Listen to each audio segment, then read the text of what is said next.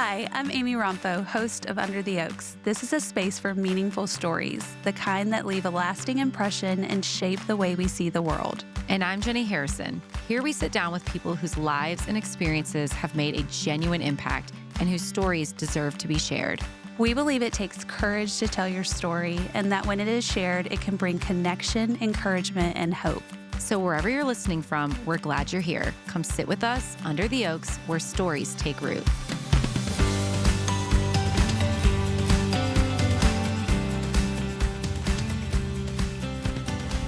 Today on Under the Oaks, we have Katie Walters, who I get to call friend, but she is also an author, a speaker, an entrepreneur, and founder of Francis Benedict. We get to learn a little bit more behind the mission of that and motherhood, raising 7 children.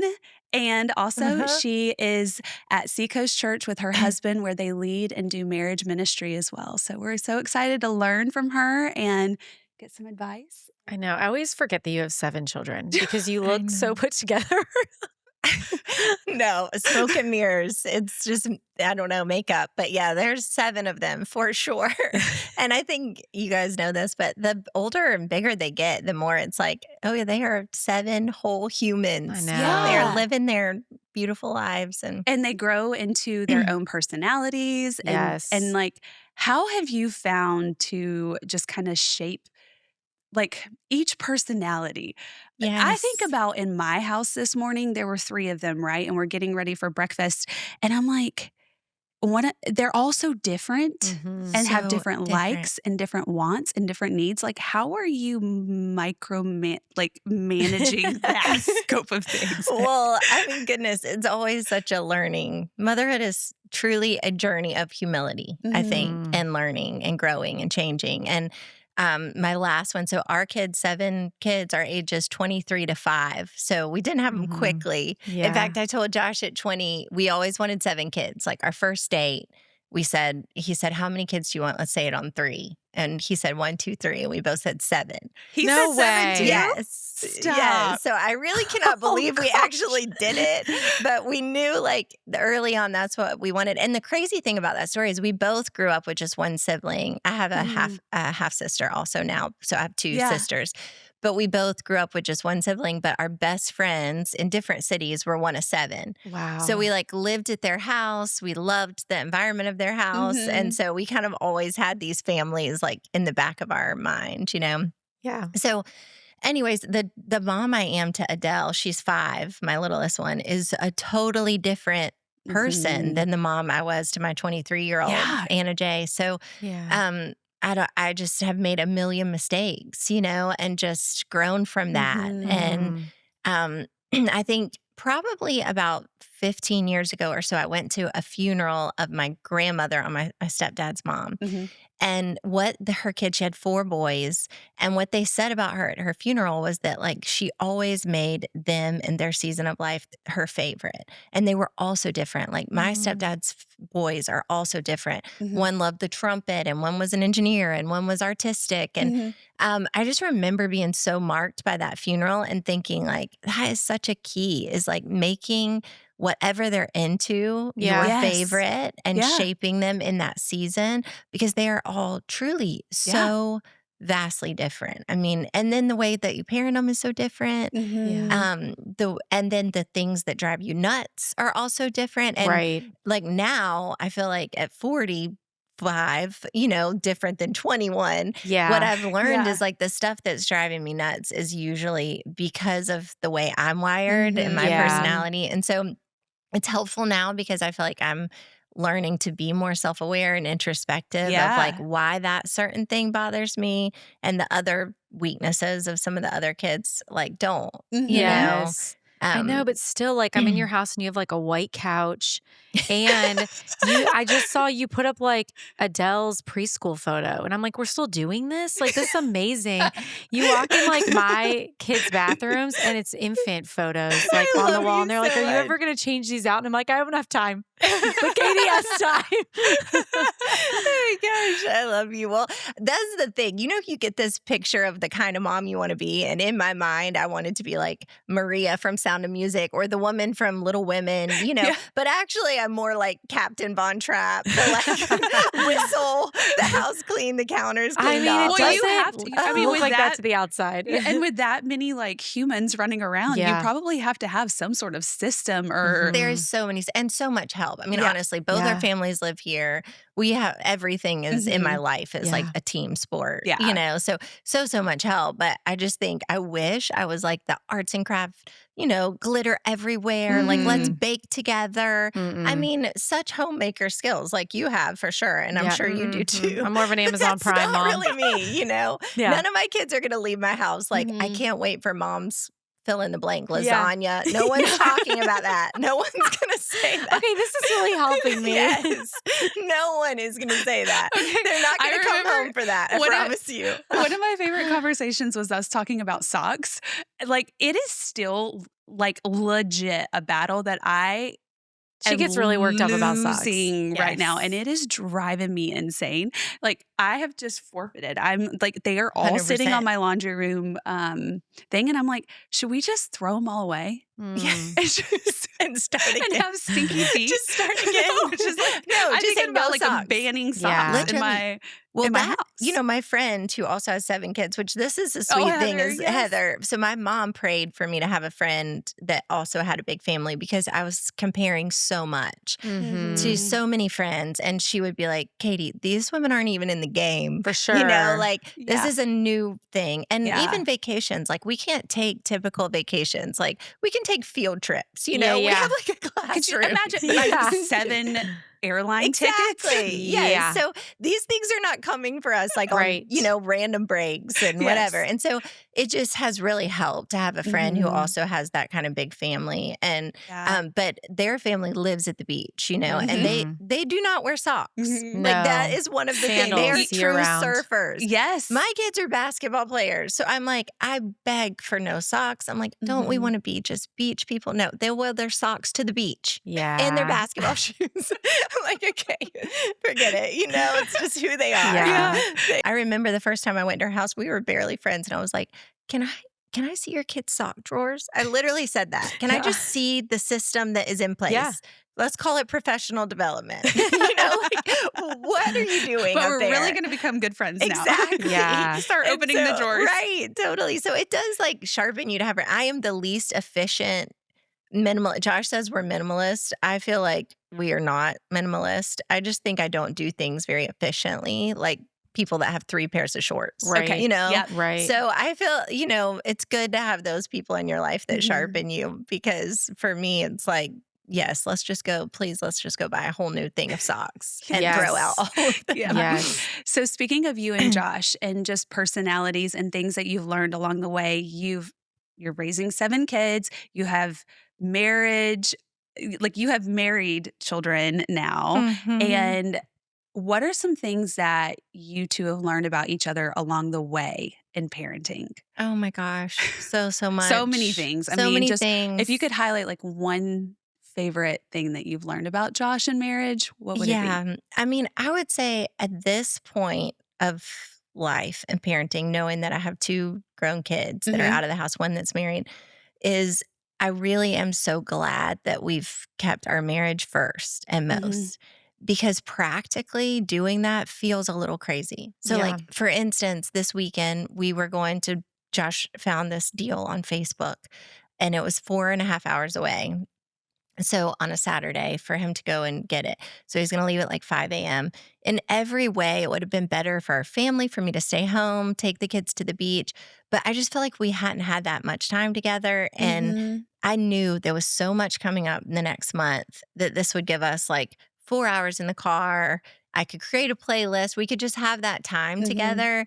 And we left super early so we could be back by 3. And we still had a sweet night with our family, but it felt practically like a little Yeah. crazy to like Yeah. cheat on your kids to prioritize that. But Yeah. now having kids that are grown, I recognize that like that literally is the best gift Yeah. that we give them. And I think we hear people say that. We know that in our head, but they truly know we are best friends and there's not tension. They're if there's safe. tension, we're going to resolve it, Yeah. Right. you know? And so I just think like, I'm glad that we truly live that out. And, you know, I mean, people listening probably don't know our marriage story, but that came from crisis and us really having to put in the work. And once we put in the work to rebuild, we just never stopped putting in the work. And so I think it wasn't like this conscious thing that we were like, we're going to put ourselves first and not our 7 kids because, Yeah, you know, sure. we're normal. We love kids. That's why we had a big family and we love our family identity.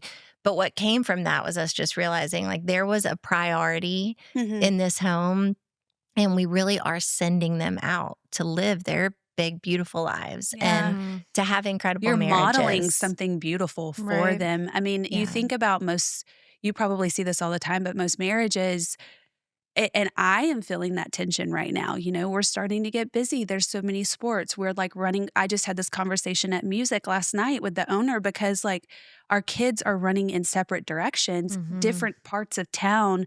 Yeah. And Scott is literally pulling into the parking lot. I'm pulling in. We're swapping, pulling out. And so you really do have to fight for that time, fight for your Truly. calendar, fight for whatever it is. And we had a date this past weekend. We just spent the night downtown just to get away for like a solid 14 hours Yes. alone to talk Yes. and to like look at our calendar and look at things coming up and just kind of go through everything. But it's so easy to lose and slip away. Like it like you fall right back into that habit. And I think that our culture and our schools and just lifestyle, like we do too much too. And it's like for sure. just really having to focus on your marriage. Right. And here we are like prioritizing all these things for our kids, like their sports, but like this is the most important thing for us to prioritize. They're not going to the Olympics, you know what I mean? But it's like we have to sit here and we cart them off to the next gymnastics thing, the next and those things are important if you can prioritize this as well. Yeah. But I mean, my kids feel the tension in our house when there's tension between the two of us. Oh yeah. And it's not a fun space or a safe space to feel in. So it's like, man, maybe that needs to take place over the 18th athletic obligation I've signed myself up for again. Yes. And you know, the covenant of marriage, like that, it's like our health in the sense of because it's physical, spiritual, emotional, it's literally two becoming one flesh. So it's really not a relationship that you can just let coast and not keep gas on. And so during these times of health, like you neglect it because you're like, we're running okay. Yeah. But you know, it's just like when you get sick, then you can't be like focusing on longevity and energy and all the good things of health because you're trying to repair the sickness. And the same's so true in marriage. We see it so often that when it's stable is the time to like invest and pour in, do the night away. But it's so hard to do that. Okay, tactical question for you. So you're in your house, it's chaos, kids are running around, you and Josh are at each other's throat, or you can feel the tension rising. You're like, okay, how do you in that moment, like, do you step away? Do you guys have like a signal? Do you have like a safe word? We used to have a safe word. I'm just thinking like last banana night, Scott and I, pancakes. banana pancakes. That's so But it's like, didn't go over well. We would be like, yeah. banana pancakes at each other. It meant we were supposed to pause. Throw a pancake at you. Yeah. And so we had to change it because the kids were like, didn't want to eat banana pancakes anymore. Things got weird. It was traumatic. Yeah. No, but really, what do you do? What do you do? Okay, so I will tell you, we have learned so much about conflict because Josh married like an actual insane person. I mean, I just need to be very vulnerable in the fact that we were in premarital counseling. We're 19 years old. You know, I had just gotten saved. So, I mean, I am like sweet and kind to everyone on the planet. I would never, you know, someone at Walmart could be like, cuss me out. And I'd be like, you know, God bless you, you know, whatever. So the guy who's doing our counseling says she's going to struggle with rage. And I was like, definitely not. Yeah. You know? Well, Josh had seen me struggle with rage with my mom. So I think he was like, oh, yeah, this is in her. This girl has fire, you know? Yeah. And I was presenting like so sweet and kind and all that. But I really did have this hunger and fire inside of me. So anyways, I mean, I really struggled with rage so much. And my reactions are truly, to this day, I mean, 23 years later of marriage, my reactions are not what I want my reactions to be. And so I don't know, whoever's listening to this, I don't know if their reactions are to be quiet or to stuff Mhm. it. I wish that was mine. Like, Same. if anything, to be like a Same. stuffer or a stewer, Yeah. no, Or it just is go like I want it silent. out of my body, and Mhm. once it's out of my body, the great news is I probably won't remember it like the next week. Yeah. But I've really had to work on conflict specifically. Mhm. So now, I mean, we've had a hard and fast rule, of no, like, basically disrespecting each other in front of the kids when it Yeah. comes to anything Yeah. parenting wise. That is such a hot button for Josh. Mhm. And then one of the hot buttons for me is when I get riled up, any version of like, your mom's being a little crazy, or any version of disrespect for me Yes. too will like send me. So Yeah. Yes. we're really careful about that as far as Mhm. in front of the kids. When we start to get points of attention, we do like go to the bedroom, figure it Step out, away. and or even now, like, we will take a walk. Mhm. And then if it's a really deep problem, we'll text to Yeah. like let us think through how we want to communicate it and how we want to resolve it. And then, the thing that we've learned so much when it comes to conflict is that typically if we're getting into the same like flow over certain things, we have hot topics, just like most every Mhm. couple does. Mhm. It's because we're a little unsure. It's a Mhm. problem that's harder for us to solve. So Mhm. like for us, one of those is money. We don't have a ton of financial literacy from like our backgrounds. Mhm. And we both have really different perspectives on money. Josh is like a super saver. I'm a spender. Yeah. And we have different priorities about it. Mhm. So we can flow into that space. And so we've just learned like, okay, when we get to a hot topic, like we have to just give time to get through Mhm. it and to Mhm. then have compassion for each other, to know that it's really not about each other. It's about the fact that Mhm. we are About just what not sure how to Yeah. solve this problem. Mhm. Mhm. So I'm telling you, like, from the best place of strength, we try to get that problem on the table, Yep. not each other, Mhm. and Yeah. then most compassionately try to figure out how to solve it. And then the places of weakness are still, my reactions are not what I want them to be. Now, I'm Mhm. not telling you I'm out there throwing things or cussing or anything like that, Mhm. but Yeah. I wish my ideal self didn't like Yeah.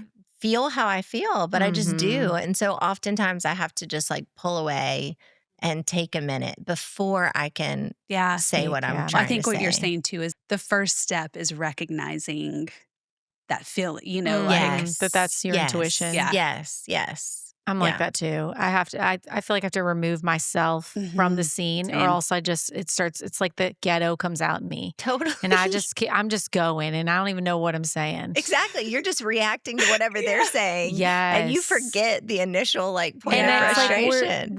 we're both very like demonstrative, like outgoing personalities. So Yes. Expressive. yes, there is no passive person in my marriage. Hmm. So I feel like hopefully one day, because I was telling someone this the other day, a friend who was kind of confiding in me, and I said, I would look at other marriages and there would be like a passive person and aggressor. Hmm. And I would be like, what's wrong with my marriage that there's two dominant personalities? I Mhm. knew we were going to Hmm. have a lot of passion, but we were going to have a lot of passion. Yes. And Yes. so sometimes I feel like the best thing for us to do is to like put it on ice for a minute, and Totally. Yeah. because it just tensions get too high. Yeah. And then I Totally. seem surprised when I see these qualities in my kids, Yeah.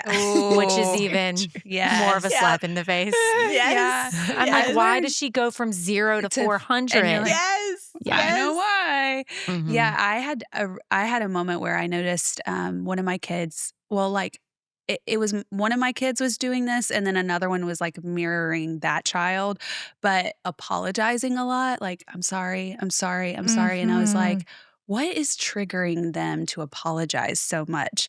And then we started looking at it, and I'm like, it's me, Yeah. because at dinner time I'm like, what are you doing? Like just constantly saying things. And so they were apologizing a lot. But Mhm. going back to what you said about putting it on ice, I'm learning that too, just in personal relationships. So just not even if you are married, or, if you have a boyfriend, girlfriend, friend, people Mhm. you work with, I am like learning to be slow to respond and pause. Yeah. Because a lot of times whenever if I feel emotional, the response that's going to come from that is not good. So it's like tucking that away for a few minutes, taking a breath, going for a walk. Because I think so much, and you've talked about this, like in our culture, people expect a fast response. They expect a text right back. They expect and want to know your opinion on things and stuff. And it's just kind of like, I am a slow processor. And so if I respond quickly, it's out of emotion.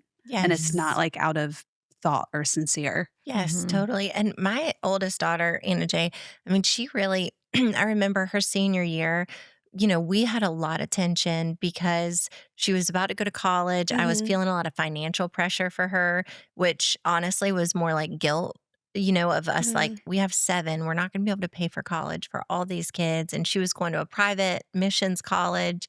And I just was feeling so much for her. Like I did not want her to be coming out with debt. So we were doing all these things to earn money to make sure she had enough money. And one of them was we ended up ironing like 6,000 skirts and packaging them for Francis and Benedict in our bonus room. So we were paying somebody $3 a skirt to do that. And we decided to like bring it in-house so that we could all do it and help use this money for Anna J for college.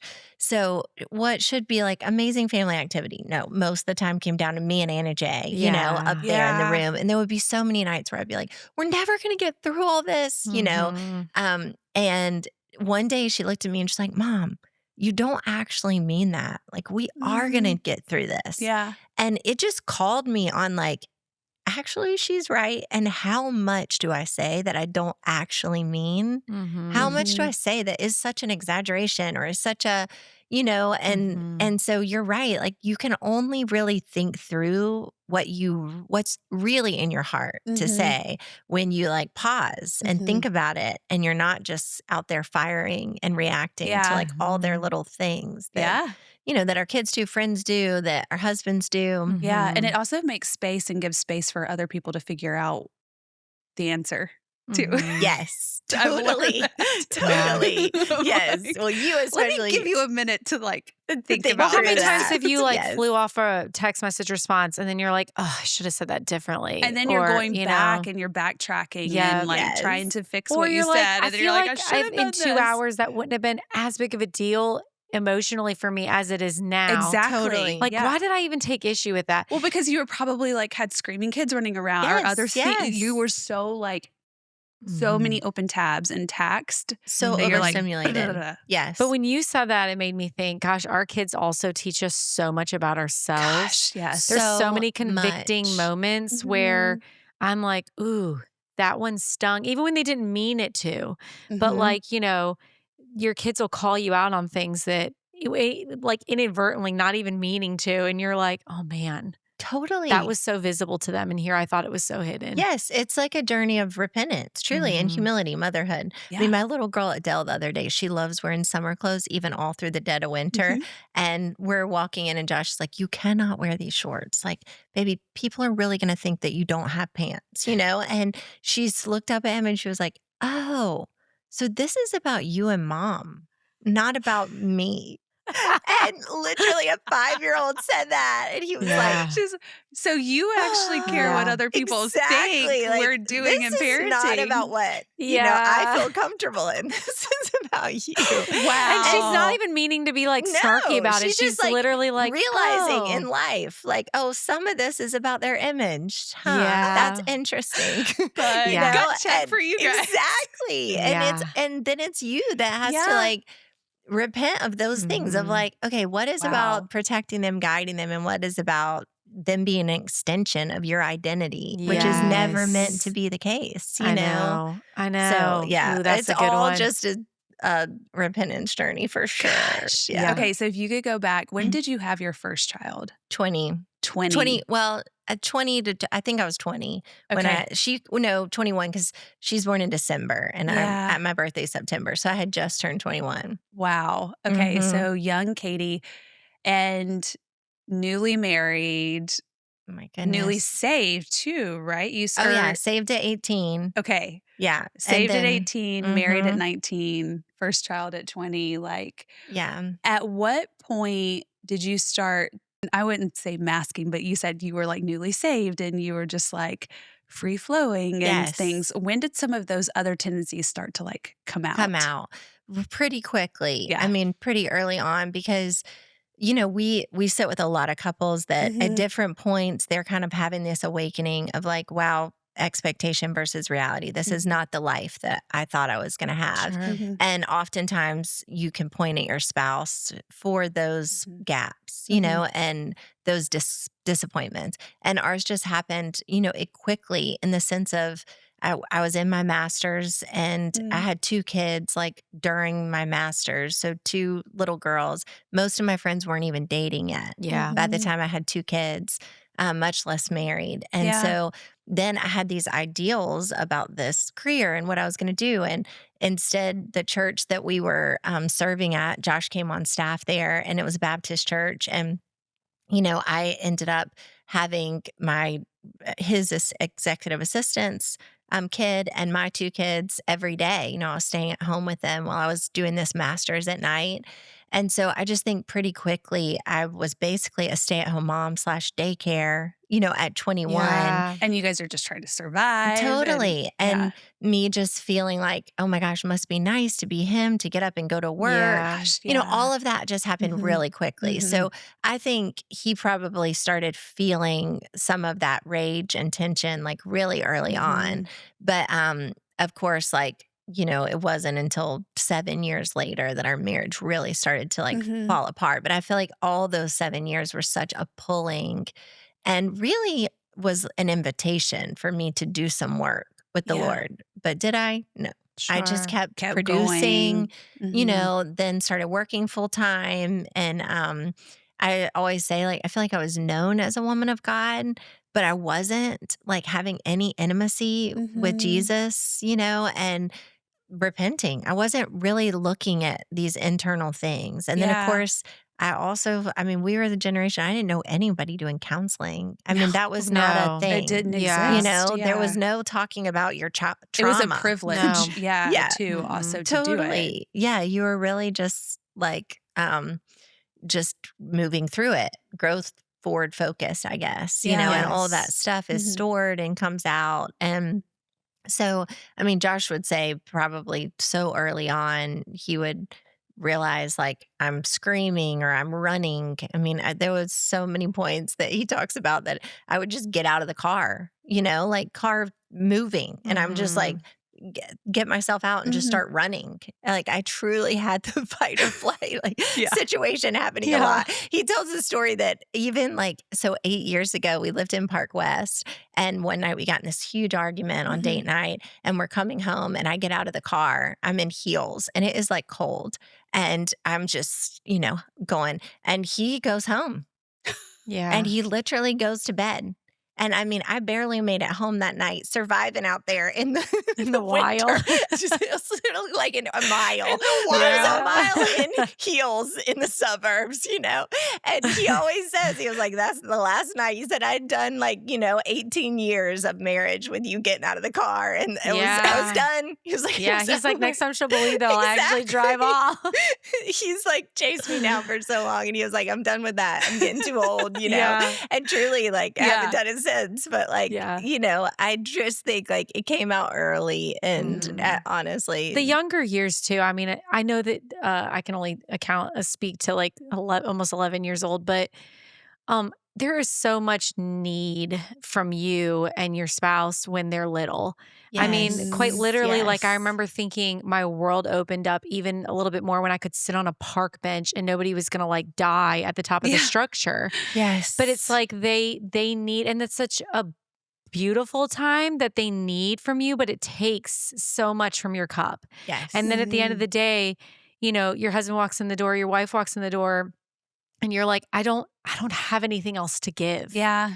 And it's Yes. hard because you both love these tiny humans so much, but it is all consuming. Yeah. Totally. Then they get a little older and they're mentally exhausting Mhm. because they're going through things that we're expecting them to go through it easy and with grace. And that's just not how we went through it. Yes. So it's like children, tell this to everybody. I'm like, children are such a blessing, but it can really take a toll Yeah. on a marriage.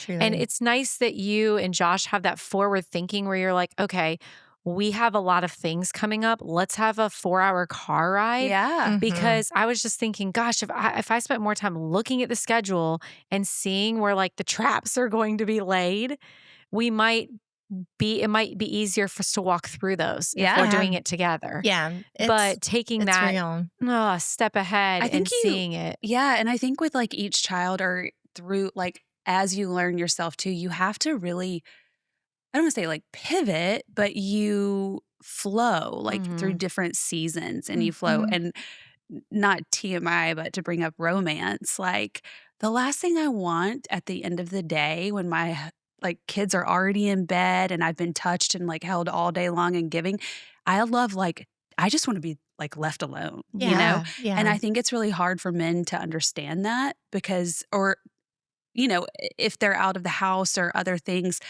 like it's hard for them to like understand that, right? So Truly. we've had to learn about like intimacy looks Mhm. so different Mhm. now with kids.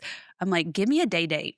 Like Yes. I am a Yes. different person. Like, Mhm. you know, when instead of late night when the kids and just I think learning who you're like learning how to cash in on like your really great times and moments and know when you're a better person versus when you're like really tired It's and so, taxed. we say that sex specifically is like the most complicated but important aspect of every marriage. Yeah. It is Mhm. so important and it Yeah. is so complicated because Mhm. of every single season. Mhm. And I think, also what sometimes men don't understand about the heart and mind of a woman is, all of intimacy is in our minds. Yeah. Period. Mhm. Even emotional intimacy.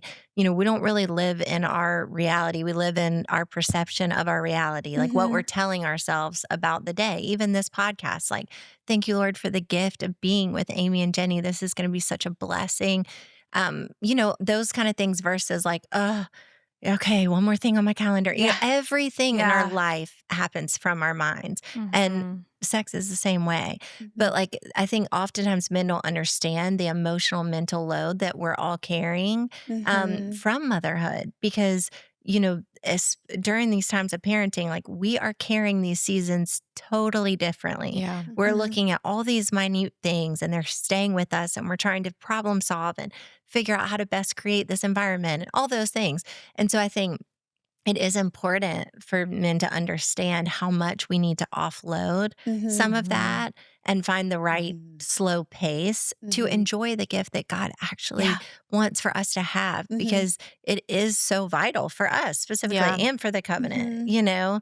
But we've learned so much about that it really can be the first thing to go. Mhm. And it's the easiest thing for the enemy to just start to pull away. And Mhm. also it's such a game changer truly when it comes to like that Yeah. Mhm. what do you call it when you're trying to spin a wheel, but like the The catch hamster thing. wheel thing. Yeah, that Yeah. like actually turns so much For Oh, sure. in your yeah. marriage, Yeah. I always like quote the great Chip Judd. I sat in like a marriage conference that he spoke a panel on, and he said he said something that I was like, yes. But he said, I know that sex in my house takes place about 2 to 3 days before the sex actually takes place. And I loved how he said that because he was It's so basically like, you true. can't Yeah. walk Mhm. past your wife or No. husband repeatedly day after day, be roommates, just clocking in, Totally. clocking out, and then expect that intimacy to be present. Exactly. Yeah. In the same regard, I was just, people should definitely book marriage lessons with me. But I just told a friend the other day because she was like, "Oh, my husband and I are Everybody struggling." comes to Jenny with marriage. But I was, Y'all but do have an amazing well, marriage. but I think, like you said, it's because I am I feel like we have a lot of highs and lows, and I'm willing to recognize that and be honest about it. Yeah. Because I in no way, my friends would sit here and be like, I've seen it good, I've seen it bad.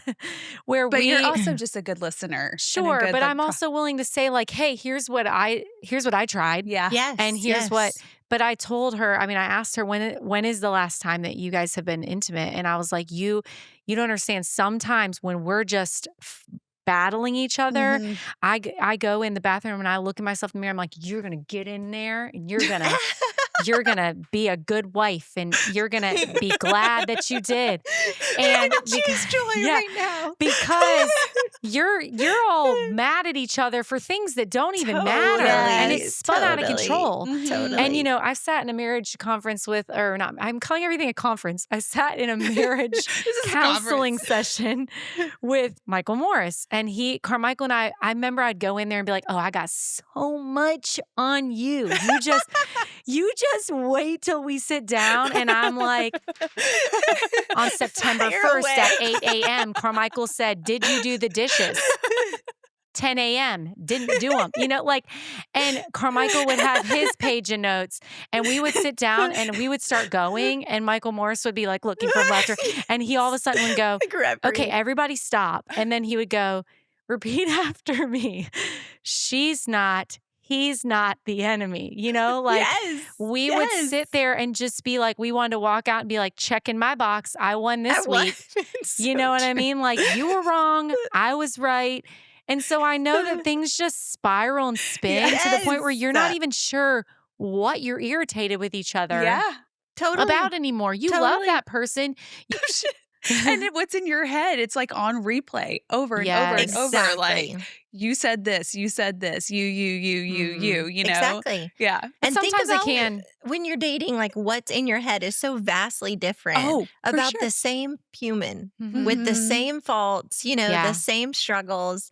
And like what we're crafting up there is a totally different story. And then you start building all these resentments and all, and all this condemnation about this person that is just as weak as you are. Yeah. They're on their same journey and truly such a gift. And that's what I think is like sex. God, I feel like he wanted us to recognize like this one life that you have, you don't know if you have tomorrow. Like truly. And you don't know if you have tomorrow with your spouse. And like there's meant to be pleasure in the day, and I just think it like awakens us to, yes, all this stuff doesn't matter. All this list of stuff doesn't matter. Like this person is a gift in my life and I don't want to take it for granted, not even one day, And that is like his physical representation of showing us that like theology, you know? And can sometimes just be a total reset. Yes. Where you're like, you're just withholding from each other because you're just mad. You're just angry. Yeah. Yeah. So you have a lot of couples that come to you in crisis, right? But you're also doing a lot to avoid couples coming to you in crisis. So like leading up to it. So a little bit more about that. You have Marriage Mondays. And so do you feel like most of the couples at Marriage Monday probably have some red flags going, some things? Are these people who are investing in their marriage from a good spot? Yeah, that's such a good question. Well, and our journey to like get here. So I'm the marriage pastor at Seacoast. Josh is an executive pastor. But when we got to Seacoast 18 years ago, that's when we were so broken. We really just came to get our marriage restored.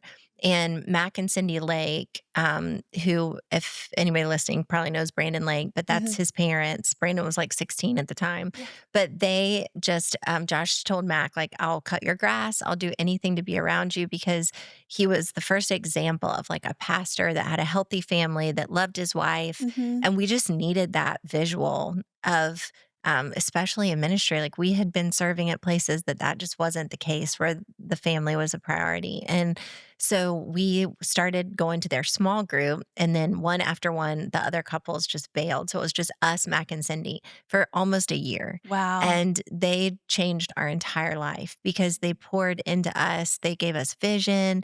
They had not been through what we had been through, no betrayal. But they just had hope for us. They were like, God's got you. I would tell Cindy, she would be like, what are you scared of? And I'm like, me. Like, I'm scared of me. Yeah. I've like ruined my life and I'm so worried about myself. And she was just like, oh my goodness, Katie, God's got you. Like, don't be scared of you, And she just loved me, like truly loved me. So that's where our passion really comes from. So before I was in that role, I was leading Francis and Benedict, but we were still meeting with a lot of couples over the past really. I mean, God healed us in that first year, but probably 5 years later, the first pastor couple who had had an affair reached out to us, and I cried through the whole session. We ended the session, and I was like, Josh, I wasn't as bad as him. I was like comparing myself, and I just knew like I wasn't ready. And so we really didn't start doing ministry for about 10 years following our restoration. But then once we did, we could just feel this like supernatural transfer of hope that would come to couples. We said we were like the best ER docs because if we could just sit with someone and be like, God's got you, Yeah. And so then that led to me taking the role as the marriage pastor, which is like way more comprehensive. We have a counseling center. So we don't necessarily like do counseling specifically, but we still meet with couples every week, like yesterday, and who are in points of pain. But to get back to your question, like in general, what we really believe, because we've lived it at Seacoast, is that small groups is like the best way to strengthen your marriage. And unfortunately, like not a lot of people will take the time to be in a couple small group because it is such a commitment. It's a high commitment on your calendar and your time. But when you sit as a couple, like you fake nothing. That's why I say like you have the best marriage because you just can't fake certain things. Like you see it. Whereas people can go to a women's ministry thing or a men's ministry thing and paint whatever And picture, have no idea. get really puffed up on knowledge. They can learn the whole book of Titus. And at home, they're acting like an actual jerk to each other, And so the couples groups are incredible because everything's out there, there's dynamics. When you're wearing things from the day, it's coming out. Yeah. So that's what my role really does is a lot of different groups. And those groups happen from like premarital, we say like all the way to mission, with couples who are, just living on purpose, serving together. Yeah. But of course, our heart is still for the couples that are in points of pain. Yeah. And normally, we've just seen it hundreds and hundreds of times is that the Bible says the enemy is waiting like a roaring lion. So he's very patient. And I've not met a couple yet that started out saying like, I'm going to have an affair. I'm going to have an alcohol addiction. Yeah. I'm going to have a gambling addiction. Like no one starts out that way, but the marriage starts drifting and then the enemy just pounces. And so when you do hit a point of betrayal, or finding pornography, any of these kind of things, then it's a really difficult point in your marriage because your trust is shattered and you're really standing on like rubble. Whereas most marriages are standing on a foundation of trust and security that like, okay, I might not be taking the best care of my marriage. We might not putting in all the effort, but at least I know we're safe. Yeah. And the enemy, loves those times. And that's when he's usually pounces, So when people hit these points where they're standing on nothing anymore, that's when the culture is just telling them like, you deserve better. You need to bail. I think previous generations may have endured with marriages that were very mediocre. Yeah. There's no endurance anymore in our culture. And so it's just bailing. Yeah. Love growing cold, literally. And then these points of pain or trauma, they're just not addressing them. And so you're helping couples in those moments mend or like have support systems to help them because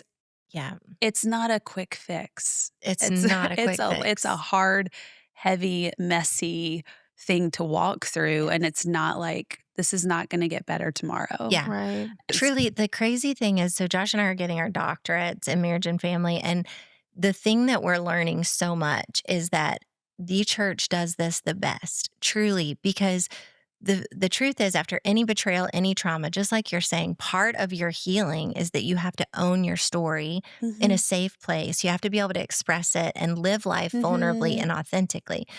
But oftentimes, if you have a couple that has a group of friends that they're vulnerable with and authentic, this group of friends is not trying to help them be their best Mhm. version of themselves. Mm. They're all kind of out there struggling, Doing their and own thing. you become, who you are around. And Mhm. so, and then you can have a church that mask everything and no, everyone's pretending. You're And ousted exactly, no if one's this actually yeah.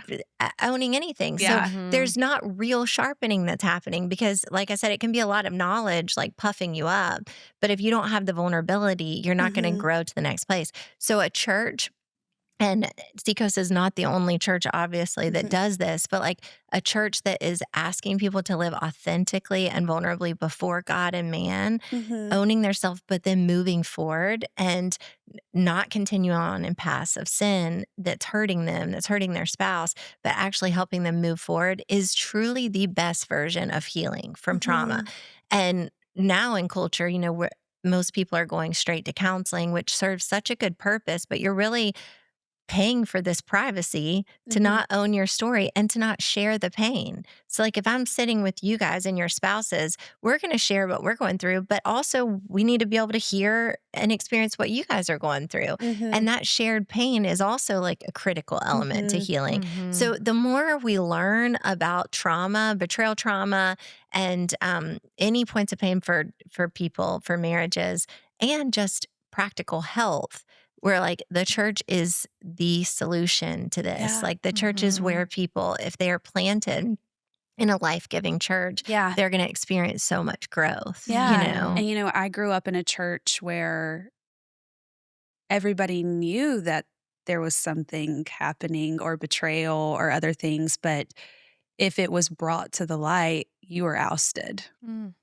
and that's where I see our church is like, no, no, come closer. Like we're going to Yes. love you through this Yes. and it's not okay. And we're going to try to help you go to a better path, Um, but you're welcome here. And yes. that's what's Yes. so like comforting to know, like, and that's human nature. We are sinners. Mm. We are going to Totally. fail. We are going to stumble. We are Yeah. gonna do the wrong because we want I mean, we are not Christ. Yes. He is the Yes. perfect image and we want to be more like him, but the church realizes that and they're like, you're gonna fail. Sure. Mhm. And we're gonna be here to help pick you up Yeah. when you Well, the do. tone that like is set on marriage and around marriage is like this perfection, right? Like Mhm. you go into, Yeah. you wouldn't have probably even picked that person if all you did was bump up against walls and fight, right? And Right. so we go into marriage, and even though we're promised trouble and we're promised trials and tribulation, when we reach them, we feel like something's wrong that we're Yeah. reaching them, Yes. and we do not know how to get through them, and we do not feel like we're supposed to get through them. So we feel like we're quick to give up, right? Because we're like, this Totally. isn't how it's supposed to look.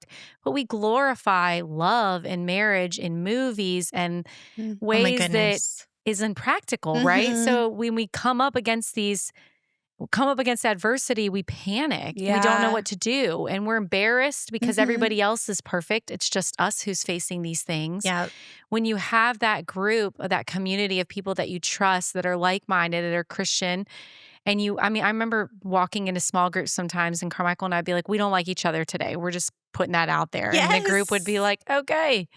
Got it. And it was just like, we're not going to come in here and pretend like Yeah. everything's great. We're hoping that we're not going to, be the rain cloud on the night. But like, we're hoping that whatever we learn today, we can make this situation Gosh. less about Yeah. us Yes. and figure out how to make this more about God and that trickle back into our life. Yeah. Yes. But, I remember talking to older people that would tell me they never saw their parents fight. They always saw their mom sacrifice and they know she wasn't happy. We know Mhm. that wasn't the model, but we also knew like throwing out the baby with the bathwater wasn't the Mhm. model. Like Yeah, we've got to totally. meet somewhere in the middle here where we feel like we're trying to find always the good in marriage, but we're not acting surprised when we have Yeah. to work Yeah. harder to, meet in the middle on It's things. so true. It's such a learning, journey. And I love watching the couples come in at 70, 80 years old Mhm. and them still learning. Like that's the Mm. Mhm. healthiest marriages who are still like looking to a 30-year-old and Yeah. finding joy from watching their passion and growing and Well, changing. think about you, Yeah, like, or even I'm thinking of myself, like, I am not the person today at 40. You said it in the beginning, like, totally. you are not who you were when you were 20. And think about like that 70-year-old is not that person that they are. So, like, they're basically, it's like as we're going through life, we're having to learn to love new people, Yes, because we're yes. always changing. Like, our Well, husbands are life going to have changes around you. You don't life expect to changes. lose children, Yeah. spouses, Yeah. I mean, money. You don't expect or to go just through new those things. likes or new things, culture changes, like our Yes. friendships, we move things. So Mhm. it's like you have to find a way to love that person again, but it's almost sounding like you have to know who you are in those seasons too to be able to love that other person. For sure. I feel like that growing and changing, our book is called New Marriage, Same Couple, Mhm. but we say like you really can have so many different marriages with the same Yeah. couple. Everyone is going to grow and change. And in our culture, when you just, when you move to the next person or another marriage, you're taking you with you. You're taking all your past, your baggage, and everything Mhm. to this next place. And so Yeah. there's so much healing that happens from the changing and from the repair. The other thing we've learned in the doctorate is that 80% of attachment, secure attachment, actually happens in repair. So that was the most freeing thing Yeah. for me, especially when with mothering, that, we think our attachment comes from doing everything right and correctly, but Mm. it doesn't. It comes from the sorries. It comes from the repentance. It comes from the pulling back Think it together. too. I mean, I think about that in Mm. friendships too, where like when Mhm. Yes. you are vulnerable and you have these moments and you have to apologize and you have to Mm. see how that person receives your apology and Yes. forgives, it does. And it creates a whole nother level of safety Yes. Mhm. and Yes. just a bond. That's a Yes. really comforting Yeah, statistic. it Isn't is. it You know what I Because amazing? mean? I feel like I'm always messing up, Yes, you 'cause know? and we're always like, "Oh my gosh, are Yes. my kids gonna Constantly have messing secure up. attachment? Are we providing the right environment?" All of Yeah. that, but it actually does happen through the self-awareness to say like, "I'm so sorry, will Wow. you Mm. forgive me? And, will you let me change?" And, Mm. I mean, same is true in marriage, And you see that Mhm. person forgive you and want the best version of you and then Yes. support you through it. Mhm. And it's Yes. like they've got me. Like they are Yeah. my Yes, person. it's They are so my true. people. Yeah. And one other thing I feel like from this Conflict point in management. marriage that I wish I could have told my little 21-year-old, the first 5, 7 years of just so much fire in me that felt like, why did God make me like this for it Mhm. not to come out? Is just like the idea of seasons that like all of our life is lived in these seasons. And there's going to be seasons where it may feel like your spouse is, must be nice. Like so much goodness is happening for them. Yeah. And I'm over Mhm. here just holding it down. Mhm. And the idea of like, we don't always rise together at the exact same time. Mm. But like, there is so much beauty in allowing for that and letting each Mm. person like shine in certain ways. And you Mhm. see that with your children's lives. Like, there's just seasons that are harder for kids than others, Yes. seasons that are shinier for some of them. And so it's just I think giving that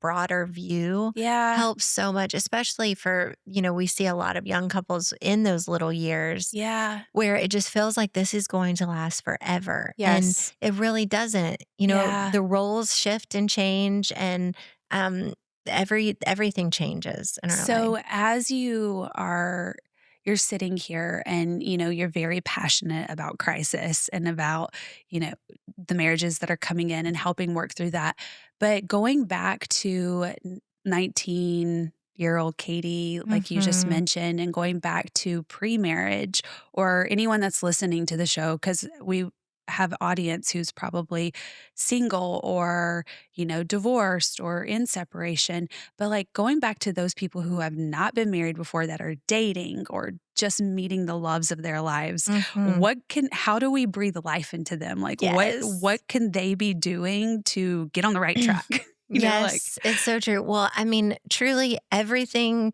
really comes down to like fear of God, Uh-huh. obedience to God. And so I tell, so many young couples that if you've got two people who want to please God, who want to do things God's way, like that's such a good indicator for a lifetime of health. Mm-hmm. Because through all these different seasons and changing, like the fear, awe, reverence of God is what is going to keep us on this narrow path that really leads to abundance. And there shouldn't be any like fear of the future for these young couples of like, oh my gosh, I'm going to experience a betrayal or this is going to happen.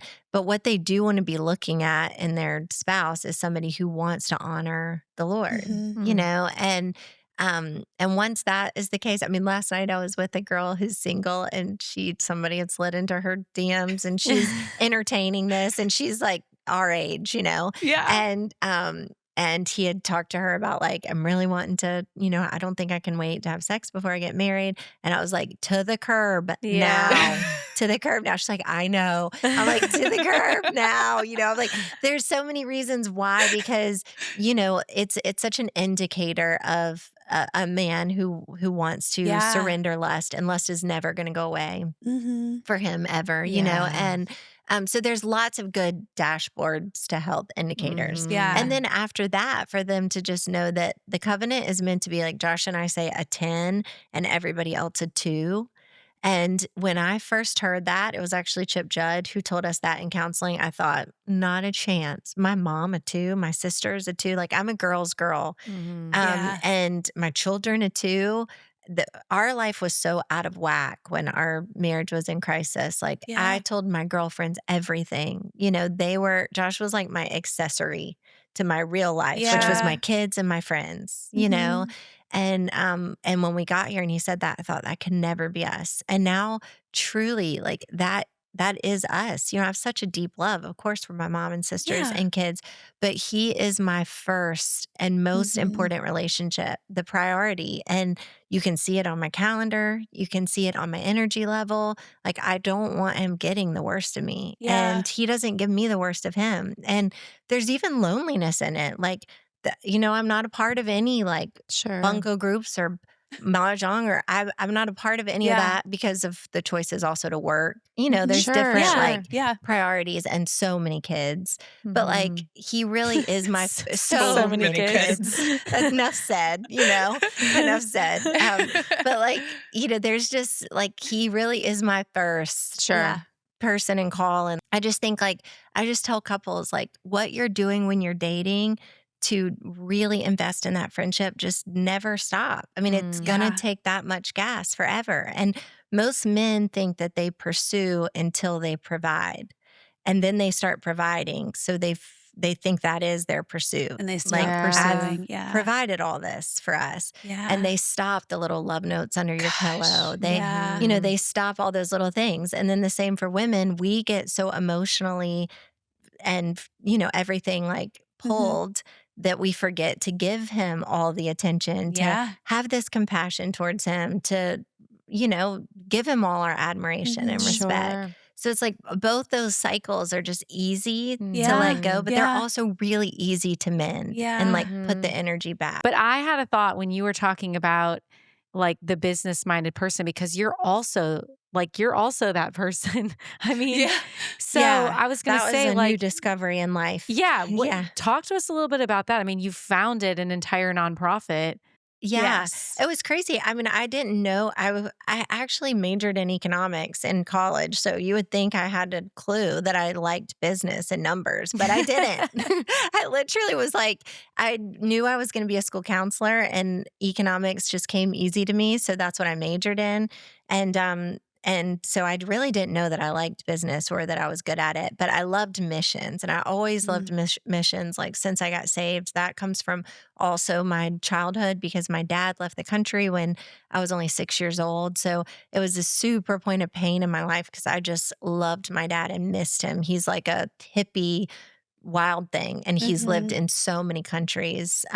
He just came home like 2 years ago. He's been out of the country ever since. But I grew up visiting him in like all these countries. So I feel like I had a global worldview like really early. And so when I got saved, I mean, that we were going to be missionaries. That was like the plan. Mm-hmm. And then the plan changed, and Josh felt called to the States and to the church. And so I always had this wild heart for missions. So that was one of my other things with the Lord of like, why did you put this inside of me? And I can't even go on missions trips. After we started having kids, I didn't go on one trip for a decade. Yeah. And Josh would go on these trips, and I'm thinking like, what in the world? So God just led me to start praying like for the nations. You hear people say that, but we got this like big map.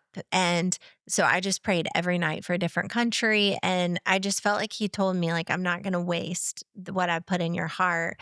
And so I went on a missions trip for my first time when I was in 2015. And I was going to lead a counseling trip back because I was doing counseling at the time. And I met all these incredible missionaries. And I was there with business leaders. So they were talking about sustainability, starting these businesses, wells, Yeah. And I was drawing dresses because I loved fashion. So I was thinking about fashion and feeling bad about thinking about fashion, but I was. And so anyways, I got home and started having the dreams about this business. Well, my sister is also very good at business and has started a bunch of different businesses. So once I started having dreams about it, I like sat on her couch and was like, I just feel like this is from God. And she was like, yes, it is. Here's what we're going to do. Here's your 10-step plan, to basically launch. So Francis and Benedict launched in 2015, like a decade ago. And it has been incredible and so fun to lead, the business side of it, because early on, I had this incredible mentor who she is one of the largest candle manufacturers in the world. And she started that as a single mom. She found a bunch of mason jars in a barn. She needed money to, provide for her kids, and started making candles. And now, I mean, truly, like, she's done deals with China. Every candle from Bed Bath and Beyond are hers. Yeah. And she's phenomenal. And so I sat with her about Francis and Benedict, and she was like, Katie, you really like giving money away, so you need to figure out how to make money.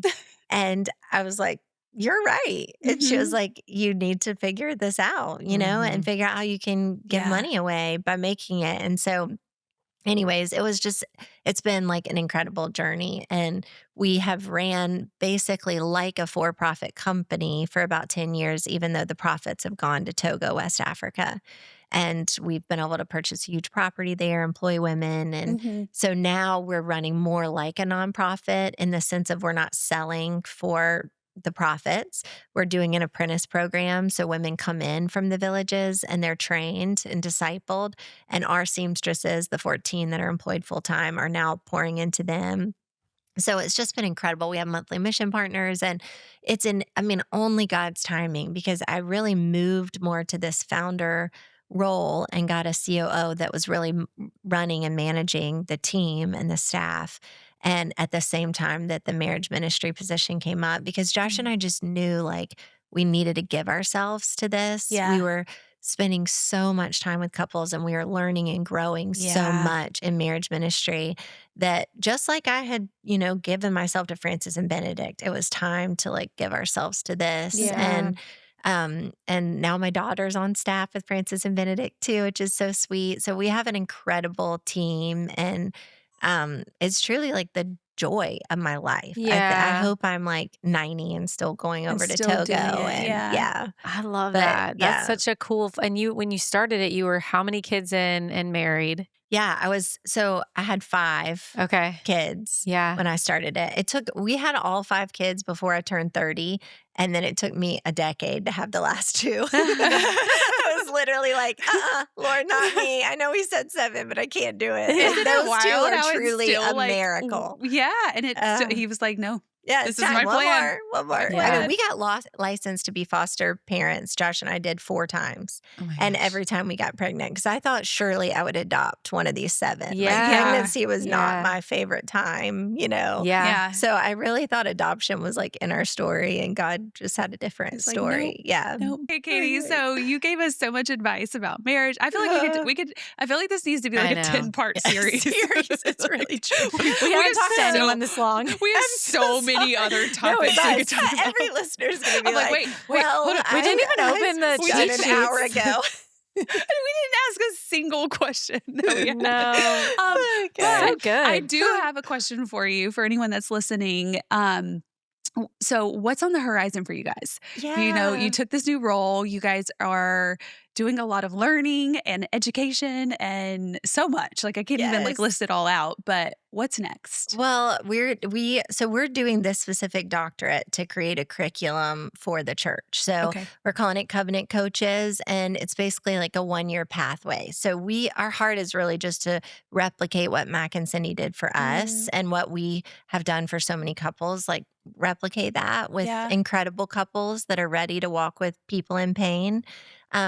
For this 1 year, we call it, there's like a golden hour where you really need to get people stabilized and on the right path. And if you can, their marriage can be so abundant. Yeah. But if they don't they don't know what to do, or there's, not a good place for them, then things are really, really challenging. Yeah. And the church specifically does an amazing job at a lot, especially when it comes to, like I said, small groups and different programs.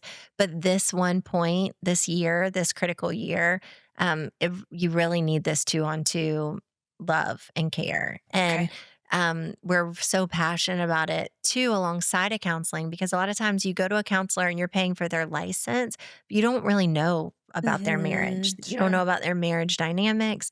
And then you're sitting with them and they are kind of refereeing between both people, and you're not getting like the woman and the man's perspective.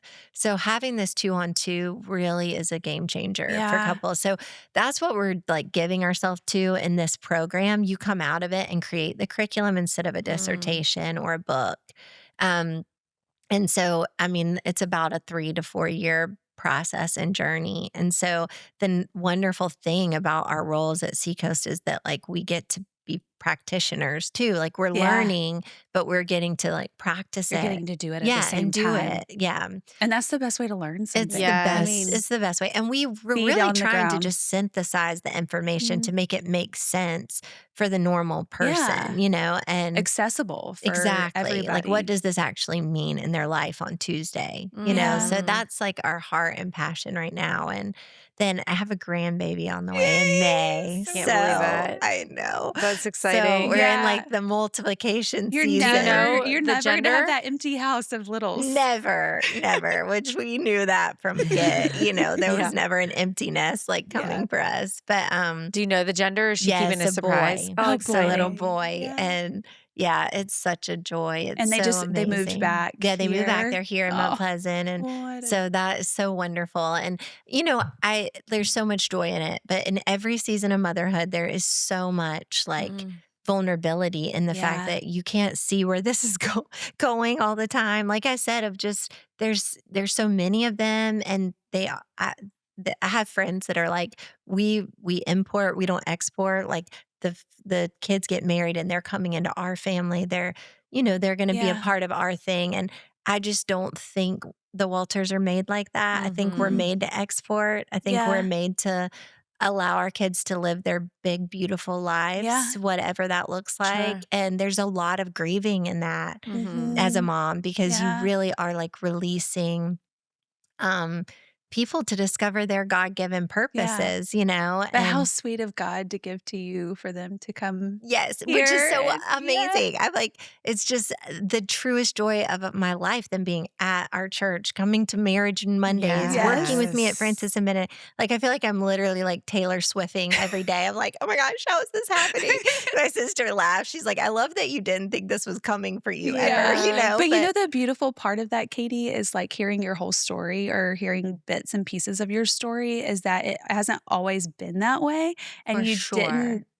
didn't know that it was going to end up that way. And so now like you're sitting in that and you're actually getting to tell it to everybody else. And you're Yes, getting to just yes. and not even just like tell it to everybody else. Like you can just tell when you walk into a space or you walk in, it's just like this light and joy and just thank you, Jesus, written all over No, you. I hope so. I feel that way. And I mean, there is, again, like I feel like I have a tenderness too of like, my oldest is in Mississippi and loves it, unfortunately. You know? Yeah. And I don't know, like, Yeah. how, if she'll ever be back here, you know? And so I Sure. feel that too for so many women. It's like, Yes. I think I had this idea maybe from Duck Dynasty or something. I don't know, that they all would just come back and be right here and do our Yeah. thing. And I just don't think that's the case, you know? Yeah.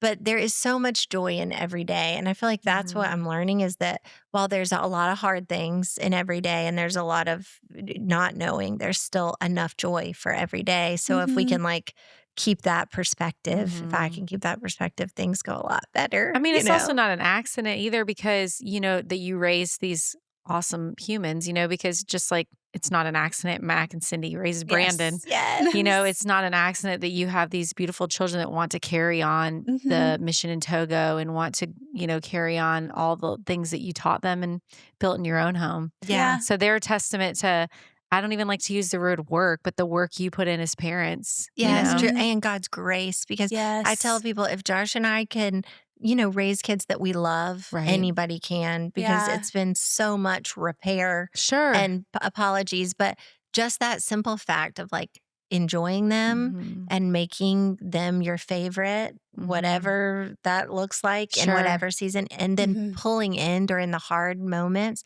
So the problem with marriage that's so different than motherhood is that, like, if you have a kid where there's a lot of tension, to like pull it in.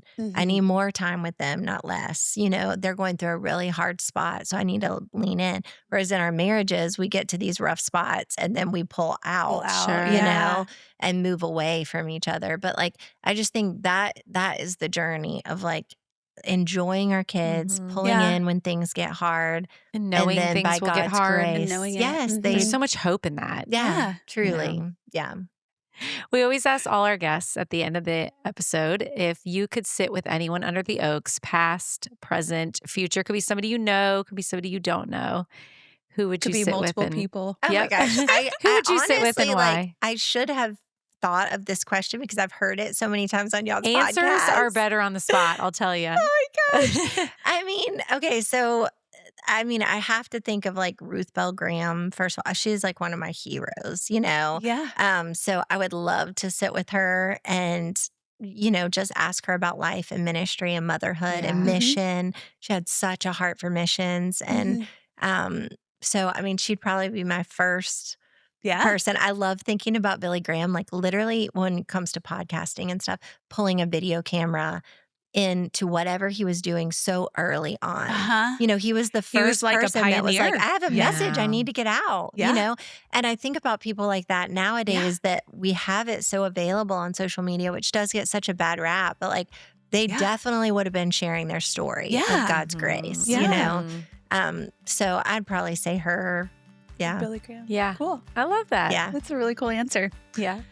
Well, this was so fun. Yeah. And we could do it Thank for you, hours. guys. I have so many questions and get to I know. continue. I feel like on- we didn't even scratch the surface. Oh my gosh, y'all are the best. Thank Yeah. We'll pray for season 3 so we can you. Yeah. have Katie back. That's right. Hey y'all, I'd love to see your favorite takeaway from this episode. Snap a screenshot of your phone or take a photo of where you're listening today and tag us at Under the Oaks Podcast on your stories. We can't wait to see what you share.